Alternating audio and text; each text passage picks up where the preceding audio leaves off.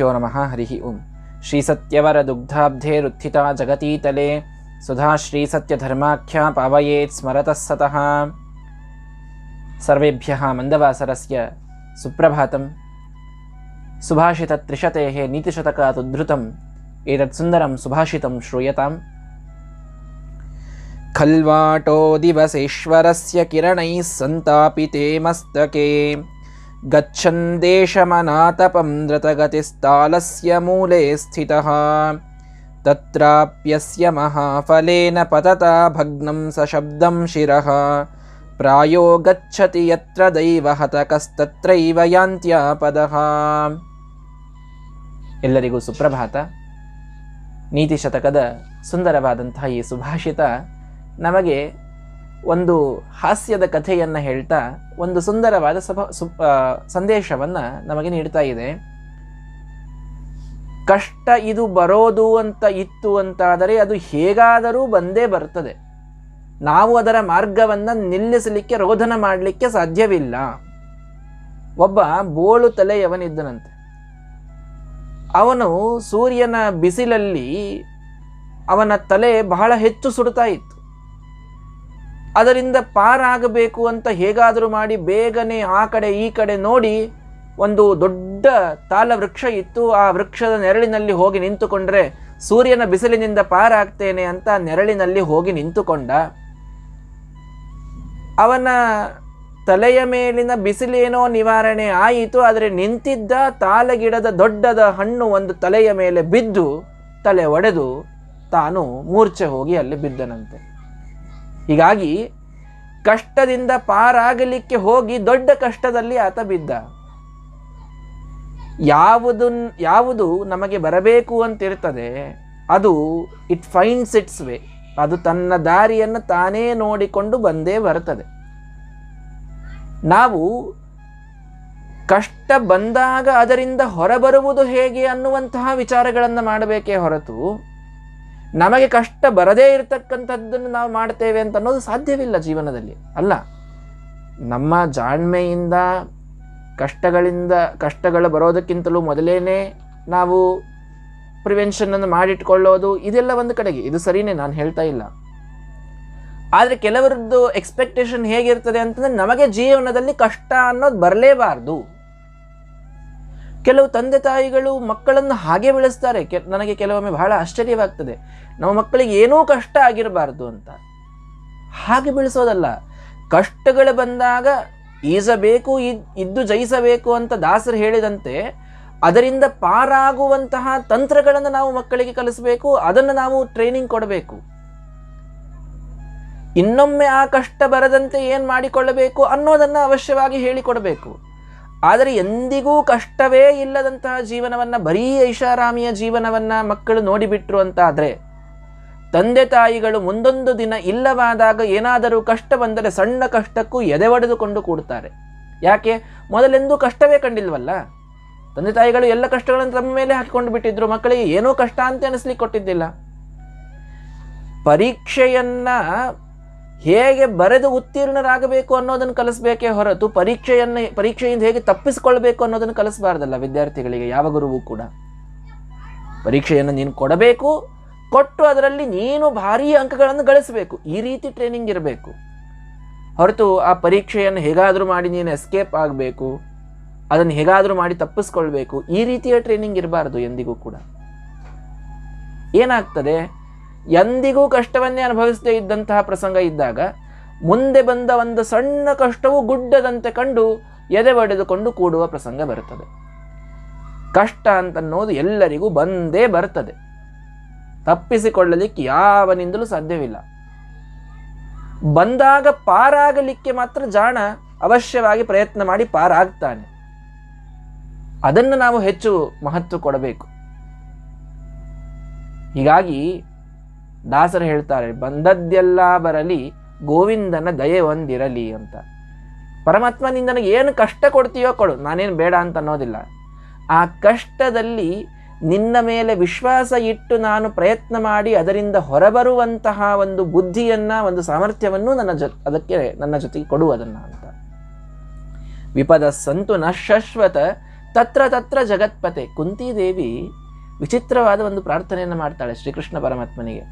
ಎಲ್ಲ ಆಯಿತು, ವನವಾಸ ಆಯಿತು, ಕುರುಕ್ಷೇತ್ರ ಯುದ್ಧ ಆಯಿತು, ಏನೆಲ್ಲ ಅನರ್ಥವಾಗಬೇಕಾಗಿತ್ತೋ ಎಲ್ಲ ಆಯಿತು, ಎಷ್ಟೆಲ್ಲ ಕಷ್ಟಗಳು, ಏನೆಲ್ಲ ತಾಪತ್ರಯಗಳು, ಎಲ್ಲದರ ನಿವಾರಣೆಯನ್ನು ಮಾಡಿಕೊಂಡು ಪೂರ್ಣ ರಾಜ್ಯವೇರಿ ಕುಳಿತ ಯುಧಿಷ್ಠಿರ, ಪಾಂಡವರು ಧರ್ಮರಾಜ್ಯವನ್ನು ಆಳ್ತಾ ಇದ್ರು. ಅಂಥ ಪ್ರಸಂಗದಲ್ಲಿ ಕುಂತಿಗೆ ಕೃಷ್ಣ ಬಂದು ಕೇಳಿದ, ಏನಮ್ಮ ಈಗ ಸಂತೋಷವಾ ನಿನಗೆ? ಎಲ್ಲವೂ ಆಯ್ತಲ್ಲ, ಎಲ್ಲ ಕಷ್ಟಗಳಿಂದ ಪಾರಾದ್ರಿ ಅಲ್ಲ ನೀವು, ಏನಾದರೂ ಇನ್ನು ಬೇಕಾ ನಿನಗೆ? ಹೌದು ಕೃಷ್ಣ, ನನಗೆ ಬೇಕು, ನನಗೊಂದು ಆಸೆ ಇದೆ ಅಂತಂದ್ಲು ಕುಂತಿದೇವಿ. ಏನು ಕೇಳು, ನೀನೇನು ಕೇಳ್ತೀಯೋ ಇನ್ನು ನಾನು ಕೊಡ್ತೇನೆ. ವಿಪದಸ್ಸಂತು ನ ಶಾಶ್ವತ ತತ್ರ ತತ್ರ ಜಗತ್ಪತೆ. ಏನು ಈ ಮಾತು ಕುಂತಿ ಹೇಳುವಂಥದ್ದು ಎಲ್ಲರ ಕಣ್ಣನ್ನು ತೆರೆಸ್ತದೆ. ಕುಂತಿದೇವಿ ಪ್ರಾರ್ಥನೆ ಮಾಡ್ತಾಳೆ, ಕೃಷ್ಣ ಪರಮಾತ್ಮ ನನಗೆ ಕೊಡೋದಿದ್ರೆ ಇನ್ನೂ ಜೀವನದಲ್ಲಿ ಕಷ್ಟಗಳನ್ನು ಕೊಡು ಅಂತ. ಗಾಬರಿಯಾಗಿ ಹೋಯಿತು ಅಲ್ಲಿದ್ದವರಿಗೆಲ್ಲರಿಗೂ. ಇನ್ನೇನು ಅನುಭವಿಸುವುದು ಉಳಿದಿತ್ತು ಹೇಳಿ? ಎಷ್ಟೆಲ್ಲ ಕಷ್ಟಗಳನ್ನು ಪಾಂಡವರು ಅನುಭವಿಸಿದ್ರು. ಏನವರನ್ನ ಲಾಕ್ಷಾಗ್ರಹದಲ್ಲಿ ಹಾಕಿ ಸುಡಲಿಕ್ಕೆ ನೋಡಿದ್ರು, ಅವರ ಹೆಂಡತಿಯ ಮಾನಾಪಹರಣ ಮಾಡಲಿಕ್ಕೆ ನೋಡಿದ್ರು, ಎಂತೆಂಥ ವಿಷವನ್ನು ಹಾಕಲಿಕ್ಕೆ ನೋಡಿದ್ರು, ವನವಾಸಕ್ಕೆ ಕಳಿಸಿದ್ರು, ಅಜ್ಞಾತವಾಸವಾಯಿತು, ಎಷ್ಟೆಲ್ಲ ರೀತಿಯಿಂದ ಹಿಂಸೆ ಆಯಿತು, ಏನೆಲ್ಲ ಆಗಿತ್ತು. ಜೀವನದಲ್ಲಿ ಏನೇನು ಕಷ್ಟಗಳನ್ನು ಪಡಬೇಕೋ ಎಲ್ಲ ಪಟ್ಟಾಗಿತ್ತು. ಅದಾದ ಮೇಲೆ ಕುಂತಿ ಪ್ರಾರ್ಥನೆಯನ್ನು ಮಾಡಿಕೊಂಡು ಕೇಳ್ತಾಳೆ ಕೃಷ್ಣನಿಗೆ, ನನಗೆ ಕಷ್ಟಗಳನ್ನು ಕೊಡು ಅಂತ. ಯಾಕೆ ಹೀಗೆ ಹೇಳ್ತಾ ಇದ್ದೀಯಾ ಅಂತ ಕೇಳಿದಾಗ ಕುಂತಿ ಒಂದು ಮಾತು ಹೇಳ್ತಾಳೆ, ಕೃಷ್ಣ ಪರಮಾತ್ಮ, ನಾವು ಎಷ್ಟು ಸಲ ಕಷ್ಟದಲ್ಲಿ ಇದ್ದೇವೆ, ಆ ಎಲ್ಲ ಸಮಯದಲ್ಲಿ ನೀನು ನನ್ನ ಸಹಾಯ ಮಾಡಲಿಕ್ಕೆ ಅಂತ ಬಂದಿದ್ದೀಯ. ನೀನು ಬಂದು ಆ ಎಲ್ಲ ಕಷ್ಟಗಳಿಂದ ನಮ್ಮನ್ನು ಪಾರು ಮಾಡಿದ್ದೀಯ. ದ್ರೌಪದಿಯ ಮಾನಾಪಹರಣವಾದಾಗ, ಕಷ್ಟವಾದಾಗ ನೀನು ಬಂದು ಅವಳಿಗೆ ಅಕ್ಷಯ ವಸ್ತ್ರವನ್ನು ಕೊಟ್ಟಿ. ಕುರುಕ್ಷೇತ್ರ ಯುದ್ಧವಾದಾಗ ನೀನು ಯಾವ ಆಯುಧವನ್ನು ಎತ್ತದೆ ನೀನೇ ನಿಂತು ಎಲ್ಲ ಆ ಕೌರವರ ಸೈನ್ಯವನ್ನು ಸದೆಬಡಿಯಲಿಕ್ಕೆ ಮುಖ್ಯವಾದ ಕಾರಣನಾದಿದ್ದು. ಯಾವಾಗ ನಮಗೆ ಕಷ್ಟಗಳು ಬಂದವೋ ನೀನು ನನ್ನ ಸಹಾಯಕ್ಕೆ, ನನ್ನ ಮಕ್ಕಳ ಸಹಾಯಕ್ಕೆ ಇದ್ದಿ. ನೀನು ಬರೋದು ನಮಗೆ ಕಷ್ಟ ಬಂದಾಗ ಮಾತ್ರ. ನಮಗೆ ನೀನು ಬರೋದು ಮಹತ್ವದ್ದು. ನೀನು ಬರಬೇಕು ಅಂದರೆ ಕಷ್ಟಗಳೇ ಇರಬೇಕು, ಆಗಲೇ ನಾವು ನಿಮ್ಮನ್ನು ಸ್ಮರಣೆ ಮಾಡೋದು. ಸಂಕಟ ಬಂದಾಗ ವೆಂಕಟರಮಣ ಅಂತಂತಾರಲ್ಲ, ನಮ್ಮಲ್ಲಿ ಒಂದು ಗಾದೆ ಇದೆ. ಸಂಕಟಗಳು ಬಂದಾಗಷ್ಟೇ ನಾವು ದೇವರ ಕಡೆಗೆ ಹೋಗೋದು. ಇಲ್ಲಿ ಅಂತಂದರೆ ಎಲ್ಲ ಆರಾಮಾಗಿ ನಡೆದಾಗ ನಮ್ಮದೇ ರೀ, ಎಲ್ಲ ನಮ್ಮ ಪುಣ್ಯದಿಂದ ಎಷ್ಟು ಚೆನ್ನಾಗಿ ನಡೆದಿದೆ ನೋಡಿ ಅಂತಂತೀವಿ ನಾವೆಲ್ಲ. ಕಷ್ಟಗಳು ಬಂದಾಗಲಷ್ಟೇ ನಿನ್ನ ಸ್ಮರಣೆ ಆಗ್ತದೆ ಕೃಷ್ಣ. ನಮಗೆ ಬಹಳ ಸುಖದಿಂದ ಇಟ್ಟುಬಿಟ್ಟಿ ಅಂತಂದರೆ ನಿನ್ನನ್ನೇ ನಾವು ಮರೆತು ಬಿಡ್ತೇವೆ. ನೀನು ದೂರ ಹೋದರೆ ಅದಕ್ಕಿಂತ ದೊಡ್ಡ ವಿಪತ್ತು ಯಾವುದಿದೆ ನಮಗೆ? ಹೀಗಾಗಿ ನನಗೆ ಕಷ್ಟಗಳನ್ನು ಕೊಡ್ತಾ ಇರು, ನೀನು ಬಂದು ಪಾರು ಮಾಡ್ತಾ ಇರು. ನಿನ್ನಿಂದೇ ಆದದ್ದು ಅನ್ನುವಂತಹ ಸ್ಮರಣೆ, ಅನುಸಂಧಾನ ಸದಾ ನನ್ನ ಬುದ್ಧಿಗೆ ಬರ್ತಾ ಇರಲಿ. ನನ್ನಿಂದ ಆದದ್ದು ಅಂತನ್ನೋದು ಎಂದಿಗೂ ಬರೋದು ಬೇಡ. ಕಷ್ಟಗಳಿದ್ದಾಗ ಮಾತ್ರ ಇಂತಹ ಒಂದು ಅನುಸಂಧಾನ ನನಗೆ ಬರಲಿಕ್ಕೆ ಸಾಧ್ಯ. ಅದಕ್ಕೆ ದಯವಿಟ್ಟು ಕಷ್ಟಗಳನ್ನು ಕೊಡು ಅಂತ ಕುಂತಿ ಕೇಳಿಕೊಂಡಳಂತೆ. ಹೀಗಾಗಿ ನಾವೆಲ್ಲರೂ ಕೂಡ ಕಷ್ಟಗಳೇ ಬರದಂತೆ ನಮ್ಮ ಜೀವನ ನಡೆದು ಹೋಗಬೇಕು ಅನ್ನುವ ಪ್ರಾರ್ಥನೆಯನ್ನು ಮಾಡೋದು ಬೇಡ. ಕಷ್ಟಗಳು ಬಂದಾಗ ನಾವು ಹೇಗೆ ಪರಮಾತ್ಮನ ಸ್ಮರಣೆಯನ್ನು ಮಾಡಿ ಆ ಒಂದು ವಿಶ್ವಾಸದಿಂದ ಪರಮಾತ್ಮ ನಮಗೆ ಪಾರು ಮಾಡ್ತಾನೆ ಅನ್ನುವಂತಹ ದೃಢ ನಂಬಿಕೆಯಿಂದ ನಮ್ಮ ಪ್ರಯತ್ನವನ್ನು ಮಾಡಿ ಅದರಿಂದ ಹೊರಬರೋದು ಹೇಗೆ ಅನ್ನುವ ವಿಚಾರ, ಅನ್ನುವಂತಹ ಒಂದು ದಾರಿಯಲ್ಲಿ ನಮ್ಮ ವಿಚಾರಗಳು ಹೋದರೆ ಆಗ ನಾವು ಜೀವನವನ್ನು ಸರಿಯಾಗಿ ನಡೆಸ್ತಾ ಇದ್ದೇವೆ ಅಂತನ್ನುವುದರ ಸಂಕೇತ. ನಾವೂ ಹಾಗೆ ನಡೆಸೋಣ, ನಮ್ಮ ಮುಂದಿನವರಿಗೂ ಅಂತಹ ಸಂಸ್ಕಾರಗಳನ್ನೇ ಕೊಡೋಣ. ಕಷ್ಟಗಳೇ ಇಲ್ಲದ ಜೀವನ ಇದು ಸಾಧ್ಯವಿಲ್ಲ. ಕಷ್ಟಗಳು ಬಂದಾಗ ಬಹಳ ಸುಂದರವಾಗಿ ಅದನ್ನು ಪ್ರಯತ್ನಪೂರ್ವಕವಾಗಿ ದೇವರ ಮೇಲಿನ ವಿಶ್ವಾಸದಿಂದ ಗೆದ್ದು ಬರುವಂತಹ ಒಂದೇನು ಮಾರ್ಗದರ್ಶನ ಇದೆ, ಇದನ್ನು ಕಲಿಸುವ ಪ್ರಯತ್ನವನ್ನು ಎಲ್ಲರೂ ಮಾಡೋಣ. ಈ ಸುಭಾಷಿತ ಸುಂದರವಾಗಿ ಇದನ್ನು ಹೇಳಿಕೊಡ್ತಾ ಇದೆ. ನಾಳೆ ರವಿವಾರ ಸುಂದರವಾದ ಪ್ರಶ್ನೋತ್ತರದೊಂದಿಗೆ ನಿಮ್ಮ ಮುಂದೆ ಬರ್ತೇನೆ. ಅಲ್ಲಿಯವರೆಗೂ ನೀವೆಲ್ಲ ಈ ಚಾನಲನ್ನು ಬಹಳ ಸುಂದರವಾಗಿ ಬೆಳೆಸ್ತಾ ಇದ್ದೀರಿ. ಇದನ್ನು ಹೀಗೆ ನೀವೆಲ್ಲರೂ ಸಹಕಾರವನ್ನು ನೀಡ್ತಾ ಇರಬೇಕು ಅಂತ ಕೇಳಿಕೊಂಡು ನಾಳೆ ಮತ್ತೆ ಬರುತ್ತೇನೆ. ಶ್ರೀಕೃಷ್ಣಾರ್ಪಣಮಸ್ತು. ಜೈ Shriram.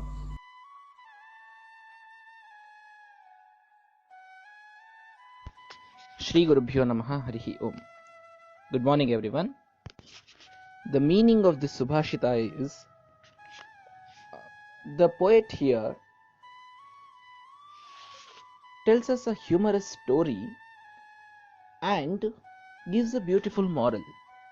There was a bald man, not even a strand of hair on his head. He was scorched in the head due to sun's rays. So in search of a place of shadow, he rushed immediately to the base of a palm tree.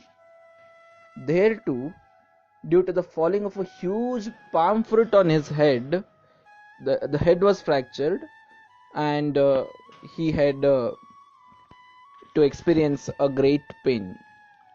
So it's said that the troubles probably go wherever those cursed go, which means if the troubles are to come, they will come. You cannot resist them. They'll not change their way at all. We normally train the children in a way that they don't get troubles, but that's not the right way according to the Shastras, according to the philosophy. The children, the students must be trained to face the difficulties. For how many years can parents protect their children? Normally, today, all parents do this mistake, that they protect them from the troubles, they don't let them to face any situation, and later when there comes a day where parents are not there, for a slight problem, for a small problem also, the children or the youth face huge tensions. Had they been trained to face the situations earlier, they would have overcome the difficulties very easily on their own. But we never let them to face the difficulties. Kunti, we all know, the mother of Pandavas, asks Lord Krishna a strange boon. Krishna asks her to seek for a boon after everything was over, like the Dharma Rajya was installed, the Hastinavati was freed from Kauravas, and the Kurukshetra war ended. After everything, Krishna asks, you had faced so many difficulties till today. You are in a very prosperous mood right now. So what do you ask for? You ask anything, I'll give. She says, no, I need one thing that's missing in my life. Krishna was astonished. What do you need still? Your children have got what they deserve. What do you need? She said, Vipadas santu nashashvata tatra tatra jagatpate. Oh, the Creator, just give me the troubles wherever I go. This is the only boon I am asking you. Everyone there was astonished when Kunti asked for this boon. She explained why did she ask so. She said, till today there were many difficulties, and to solve all those difficulties we remembered you. You came for our rescue. Now when everything is fine, everything is going good, we forget you. We have the tendency of remembering the God only during the troubles. Kunti says, forgetting you is the biggest trouble of our life. And we forget you if everything is going good, if the life is very nice. So Krishna, please bless me with the troubles. Only then shall I, to face that situation, I will remember you. And He'll come for my rescue. I have that trust in you. Krishna was pleased by the way she asked for the boon. She, of course, was blessed by the forever remembrance of God, though she didn't get troubles later. But yes, Krishna said that she asked the right boon. We humans have the tendency of forgetting the God if everything is going good. Only if there is a situation where we think that we need help, there we remember God.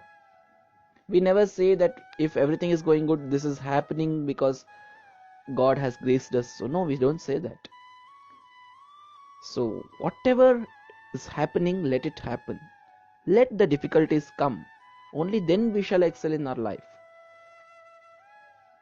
If we protect our loved ones from the difficulties, if we never let them to face the situations, then we are guiding them in a wrong way.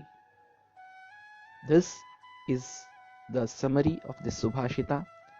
Let us try to face the difficulties. Let us try to overcome them by our own. Only then we shall succeed in our life. With these words, I conclude the summary of this Subhashita.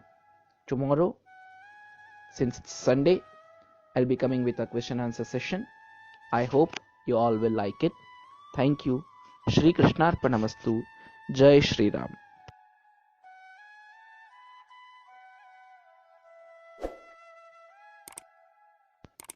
Shri Gurubhyo Namah.